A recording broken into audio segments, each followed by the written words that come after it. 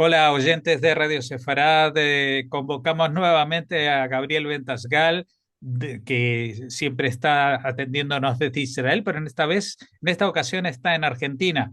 Pero es que no vamos a hablar ni de Argentina ni de Israel, sino de Estados Unidos. ¿Qué tal, Gabriel? ¿Qué tal? Un placer, un enorme placer.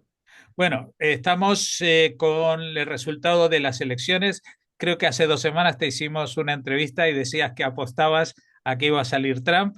Evidentemente, las estadísticas que manejabas eran mucho más veraces que las que se daban en la prensa española, que siempre estaban muy igualados, y después el partido acabó con goleada de Trump al Partido Demócrata, ¿no?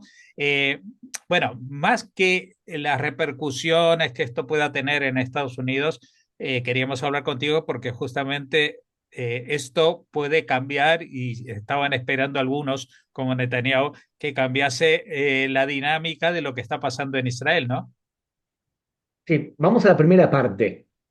Fíjate que si hay algo que podemos aprender es que las empresas encuestadoras, cuando son contratadas por medios de comunicación, el estereotipo que tienen las empresas y los medios de comunicación es que están dominados por la izquierda.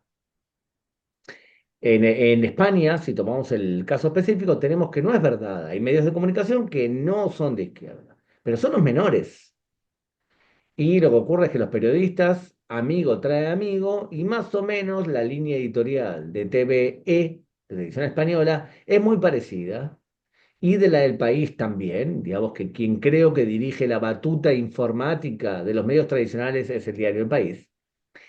Y es un diario que se ha convertido en un diario que tiene menos información y más interpretación, que está acorde a la política socialista. Digo todo esto porque las encuestadoras sufren un problema y que son captadas como parte del establishment de izquierda y la gente le miente a los encuestadores. O bien se avergüenzan de decir que van a votar, por ejemplo, al PP y a Vox. Y los resultados que les dan a los encuestadores muestran una brecha de una cantidad de porcentajes que no lo saben interpretar o no lo quieren interpretar, porque las encuestas se han transformado en una especie de instrumento para hacer política también, a través de las encuestas, porque la lógica es que la gente quiere votar por el ganador. Yo lo que decía en las entrevistas es que si las encuestas en los diarios progres dan empate, Trump gana. O sea, en las últimas encuestas, el margen de error de las encuestadoras es enorme. Digamos que como mínimo un margen de error del 4%. Y en este caso, 8 de 10 encuestadoras principales erraron. Lo mismo pasa en Israel. Te lo digo ahora, que no hay elecciones. Si hoy hay elecciones en Israel, gana Benjamin Netanyahu. La única encuestadora que yo tengo confianza clara en Israel es la encuestadora de Shlomo Filbert, que transmite de casualidad por el canal 14. Y la encuestadora esa explica por qué saca los números que saca y le da al gobierno actual 62 diputados. Sin contar lo de Guión Sara. Ahora bien, volviendo a tu segunda pregunta, ¿cómo puede afectarnos esto? Yo creo que hay mucha gente que estaba deseosa que triunfe Trump y no solamente Israel. Israel para mí era obvio que Benjamin Netanyahu había puesto todas sus fichas de casino en que triunfaba Trump. Y actuó acorde a eso, pero con la suficiente responsabilidad de no pelearse con los demócratas. ¿Cómo lo sé eso? Porque en vez de atacar a Irán, como Israel hubiese querido, lo que hizo fue atacarla relativamente moderada antes de las elecciones de Estados Unidos. Pero no es el único Israel que estaba contento. Israel, Arabia Saudita. ¿A quién crees tú que prefiere en el gobierno de Estados Unidos? ¿A los demócratas o a Trump? Mi respuesta es Trump. Emiratos Árabes, Egipto, Jordania, ¿quién prefieren? A Trump. O sea que hoy si hay un lugar en el mundo que la gente está triste, es en algunos países de Europa. ¿Y dónde están felices? En el Medio Oriente. Bueno, la pregunta es, eh, porque tú mencionabas, por ejemplo, en el tema de Medio Oriente, mencionabas a Israel, Arabia Saudita, porque hoy en día en la geopolítica están alineados del mismo lado. Pero la pregunta es, ¿también Putin estaba contento o está contento porque está Trump? Y Putin es el aliado de Irán. Entonces, ¿cómo se conjuga todo esto eh, respecto a la situación de Israel en esa ecuación?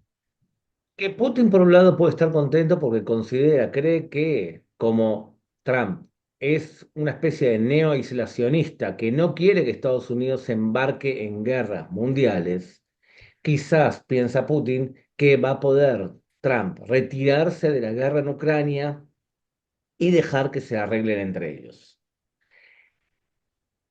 Rusia es aliado de Irán principalmente por un tema táctico y de aislamiento. Irán hoy se levanta especialmente triste, porque los iraníes sí le creen que Trump está loco y sí creen que Trump es capaz de castigar a Irán con contundencia, cosa que ellos no han hecho. Entonces, cosa que los demócratas no han hecho. Entonces, yo creo que si hay alguien que está preocupado por la situación actual es Irán. Y eso es muy bueno también para Israel.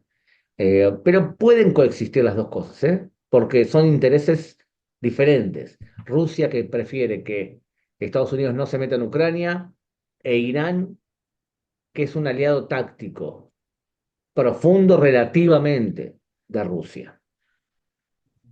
Bueno, y no solamente Irán, porque recordemos que hasta hace poco, por lo menos hasta la invasión rusa en Ucrania, la presencia de Rusia en el espacio aéreo sirio, por ejemplo, era muy importante. Israel hacía operaciones, pero siempre muy coordinadas, etcétera, etcétera. Ahora da la sensación de que ya no pregunta a Putin si le parece bien.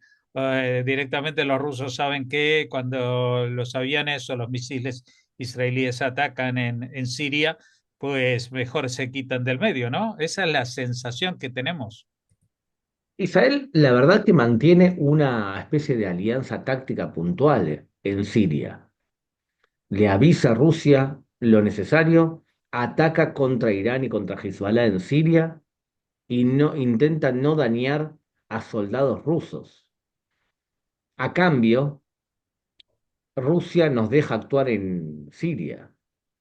A cambio, Israel no le vende y no le da material bélico que Ucrania quiere, como por ejemplo cúpulas de hierro o parecidos. Creo que en este punto todos salimos ganando tácticamente, aunque no sea una alianza muy profunda. Por eso si alguien me dice, ¿es que acaso Rusia va a salir en caso que Israel ataque a Irán? ¿Va a salir a defender a Irán? No, no. No, no, no. Rusia no va a abrir un nuevo frente de batalla para defender a los iraníes. Suficientes problemas tiene Ucrania. Israel tiene que mantenerlos con una especie de alianza táctica. Está bien que Irán le siga dando drones a Rusia. Muy bien, estupendo. No nos afecta de forma directa a nosotros. Ujú. Pero lo que sí parece es que, digamos, a nivel global, por lo menos por lo que Trump hizo durante su primer mandato, eh, pues sorprendentemente hubo mucho menos violencia bélica durante esos años que antes con Obama o con los gobiernos demócratas, etcétera, etcétera, ¿no? O sea que eh, es como un bulldog que ladra, pero de momento asusta suficientemente como para que la gente no se meta a ver hasta dónde podría llegar. Claro, porque la diferencia es que la amenaza de Trump es creíble y la amenaza de Biden-Harris no es creíble. Y cuando una amenaza no es creíble, entonces no se hacen las cosas como un gobierno sugiere. Te doy un ejemplo. Una persona que era muy creíble en sus amenazas era Ronald Reagan. Cuando Ronald Reagan estaba por asumir su presidencia en 1980, le preguntaron cuáles eran sus prioridades y él dijo Irán, Irán, Irán, algo así. O sea que lo que quería era solucionar el tema de los rehenes de la embajada en Teherán de Estados Unidos.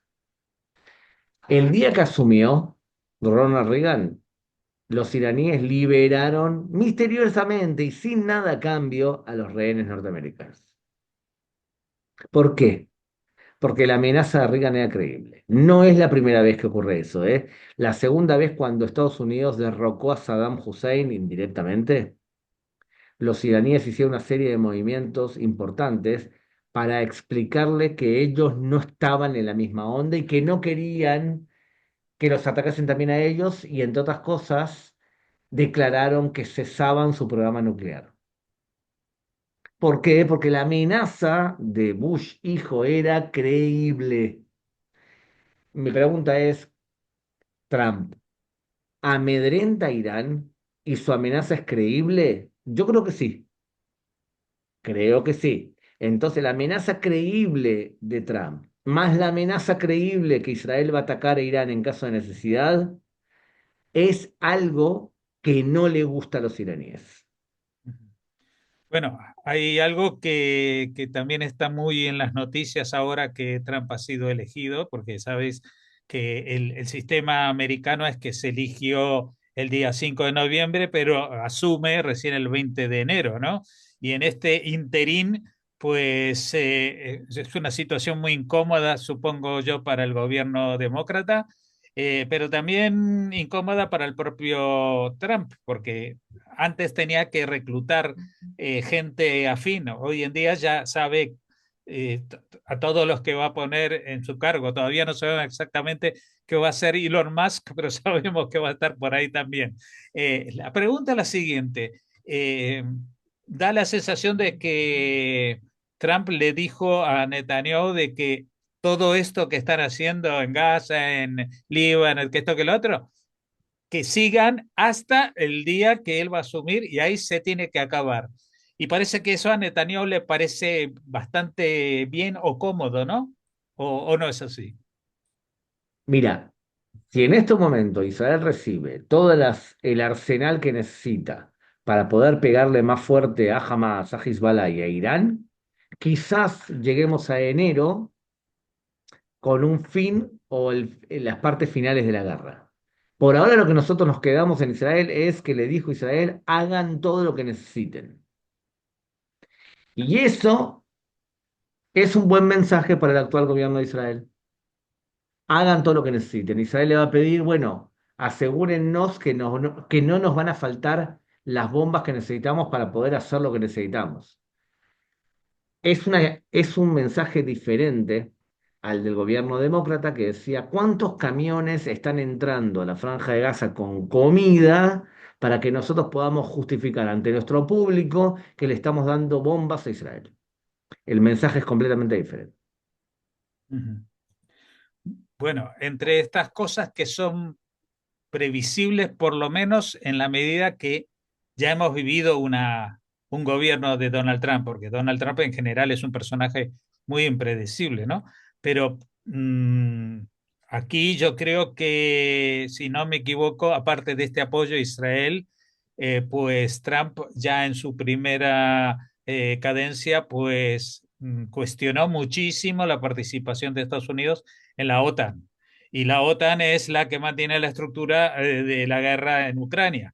Con lo cual yo creo que el propio Zelensky ya está tratando de redactar un nuevo discurso para negociar con Rusia. Bueno, no vamos a recuperar Yalta y no vamos a recuperar todo lo que queríamos en Lugansk, etcétera, pero y me imagino que Rusia lo aceptará y tampoco tendrá tantas reticencias ahora de decirle, si quieren irse con Europa, pues váyanse con Europa, porque es muy probable o no que Trump abandone la OTAN. Es concebible que el creador, el fundador, el país que da base y sustento a la organización del Atlántico Norte, en este momento le diga, chao, me voy a hacer otro club.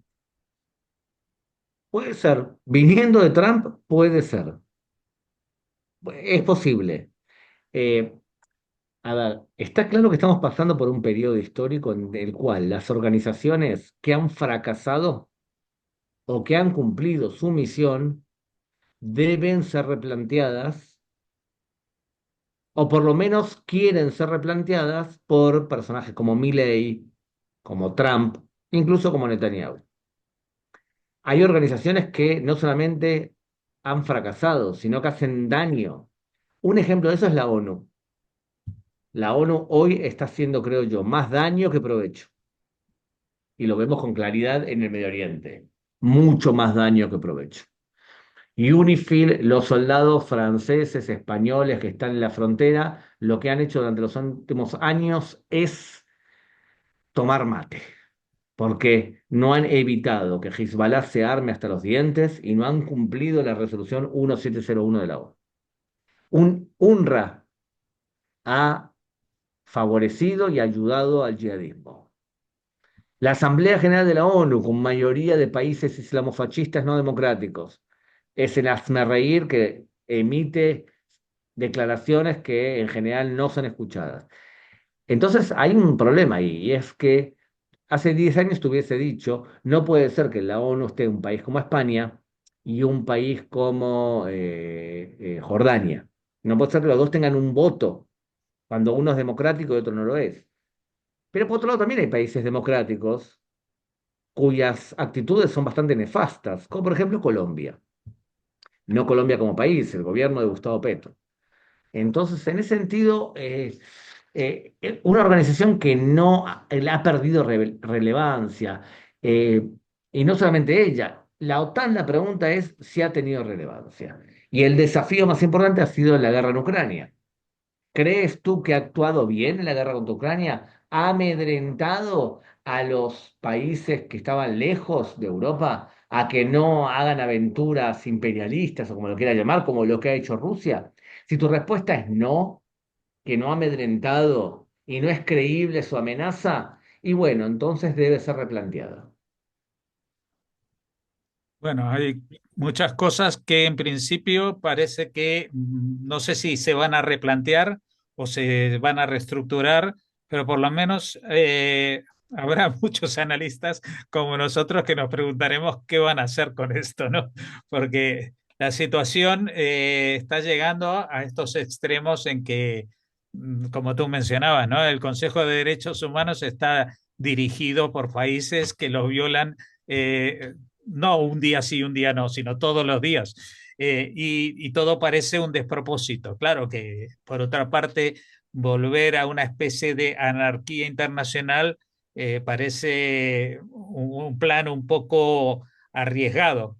Pero, por otra parte, hemos visto que en estos últimos tiempos la gente en los países sí democráticos, en algunos, han elegido a personajes que están dispuestos a apostar muy fuerte para cambiar el rumbo, ¿no? Y es un poquito lo que voy a utilizar de cierre para hoy. Tenemos, eh, antes mencionabas a Milei, ahora estás justamente de visita por ahí, y también en Estados Unidos a Trump. Son dos personajes que muchos dicen que son impredecibles, pero a veces el problema no es que sean impredecibles, sino que no nos gusta lo que predecimos que puede pasar, ¿no? Es decir, nos resulta inconcebible más que impredecible, porque seguramente si le preguntas a Trump hoy qué piensa hacer con tal o cuestión o con otra, va a ser bastante más seguir la pauta que ha declarado que otros que dicen voy a hacer esto y hacen lo contrario. Fíjate cómo ha hecho el presidente Milei, que cuando su ministra de Exteriores votó en contra del sitio a Cuba, él la despidió. Ahora, uno puede decir, qué mal las normas de los modelos de acción y proceder de Javier Milei. Pero el tío es completamente coherente.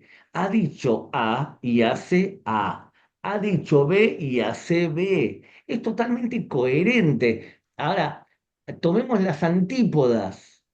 Pedro Sánchez. Yo no le creo ni una palabra a lo que él habla. O sea, me parece justamente toda la anticoherencia total.